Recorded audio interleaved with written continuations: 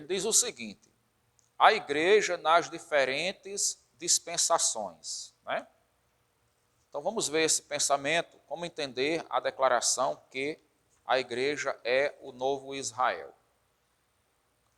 Ele diz o seguinte: a igreja existiu desde o momento em que Deus pôs inimizade entre a semente da mulher e a semente da serpente, mas ela não teve sempre a mesma forma. Ele vai trabalhar das dispensações. Então, quando Deus falou ali com Adão e Eva no jardim do Éden e pôs essa inimizade entre a semente da mulher e a semente da serpente, ali estava já a sua igreja. O que muitos autores vão dizer é que a imolação do cordeiro, né, quando ele sacrificou o cordeiro ali, tirou a pele e vestiu Adão e Eva, era um concerto da graça de Deus. Aquele cordeiro era um tipo de Cristo. Era uma simbologia da morte de Cristo na cruz do Calvário para perdoar o seu pecado. Então Deus mesmo sacrificou o cordeiro, como ele sacrificou seu filho, né? E ali ele perdoou o pecado de Adão e Eva, vestiu a eles com a pele do cordeiro, talvez uma simbologia daquilo que a Bíblia chama do Novo Testamento, que em Cristo nós somos novas criaturas, que devemos nos desvestir do velho homem e nos vestirmos do novo homem, recriado em Cristo Jesus, que é o revestimento de uma vida pautada pelo Evangelho. E então eles vão dizer que ali aconteceu esse concerto da graça, né? Podemos encontrar aí em Gênesis,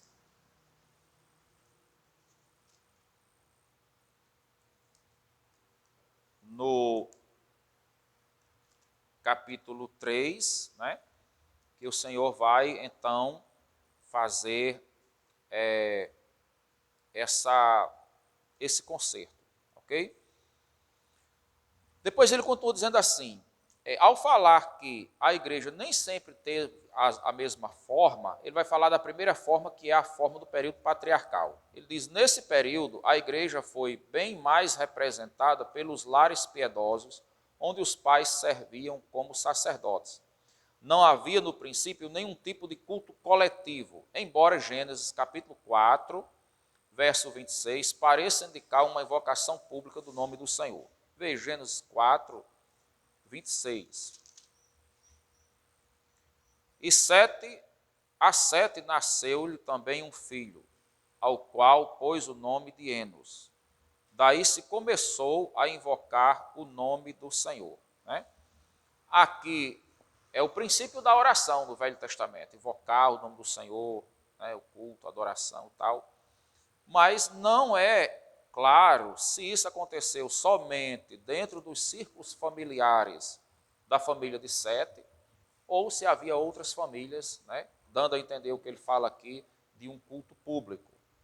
Agora, a minha pergunta hoje é, nós estamos no tempo que, segundo essa classificação cronológica aqui, nós estamos no período da igreja neotestamentária. Aqui ele está falando da igreja patriarcal, que nesse tempo Deus lidava com famílias. Aí eu pergunto, essa separação, ela é rígida e bem definida? Ou, ao mesmo tempo que nós estamos numa época de família de igreja neotestamentária, nós ainda podemos conceber a família como igreja? E aí, a minha reflexão para vocês. Será que as nossas famílias hoje ainda são uma célula da igreja? É uma pequena congregação, é um foco da igreja? E aí? Hã? É para ser. É para ser. Por quê? Porque nós, como cristãos, nós pastoreamos as nossas famílias. Por que hoje a sociedade moderna ela quer destruir a família? Porque a família ela é a base da sociedade, ela é a base da igreja. Se nós tivermos uma família desestruturada, a igreja será desestruturada e a sociedade será desestruturada. Quando ele fala aqui da igreja como famílias no período patriarcal, ele está falando do trato de Deus no sentido ministerial. Ou seja, Os patriarcas, que eram chefes de família, eles eram ao mesmo tempo os sacerdotes, os pastores. Eles eram quem educavam e ensinavam também a fé, a religião, os princípios da palavra de Deus. Aí eu pergunto, nós hoje temos a igreja, né, como igreja neotestamentária, ela é institucionalizada, é organizada. Aí tem seus pastores, tem seus pregadores, tem as pessoas que Deus chamou para ensinarem a igreja ali.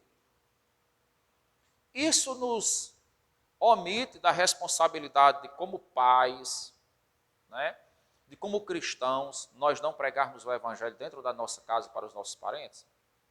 Não. Isso não tira o nosso dever e a nossa responsabilidade de continuarmos vendo a igreja, de continuarmos vendo a família como igreja. E nós realmente precisamos ver a família como igreja. Porque isso vai nos ajudar a zelarmos mais pela espiritualidade da família, a orarmos mais pela família, a compartilharmos mais a palavra de Deus como família, né? E assim, de família em família, aí sim, Deus vai juntar a sua igreja como instituição organizada e chegar aos confins da terra. Aí ele continua dizendo aqui, olha, no dilúvio, a igreja foi salva na família de Noé. Quem era a igreja? Quem foi a igreja salva? Apenas 8 pessoas.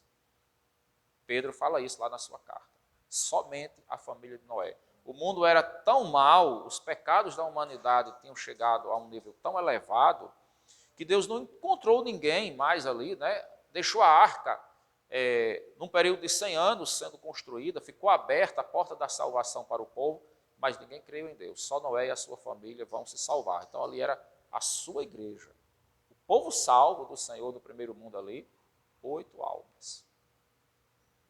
Que foram as pessoas que creram na palavra do Senhor. E quando a verdadeira religião estava, de novo, quase para morrer, Deus separou para si a família de Abraão. Até o tempo de Moisés, o temor de Deus manifestava-se vivo nas famílias. Então, esse período patriarcal, ele traz para nós essa ideia de várias famílias onde elas adoravam ali em casa, né?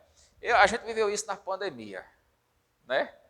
A pandemia a gente vivenciou muito essa questão da família em casa, a igreja em casa, e a gente adorava em casa e estava ali. Então foi assim uma volta, é mais ou menos isso ali. Mas essas várias famílias estavam na sintonia com Deus.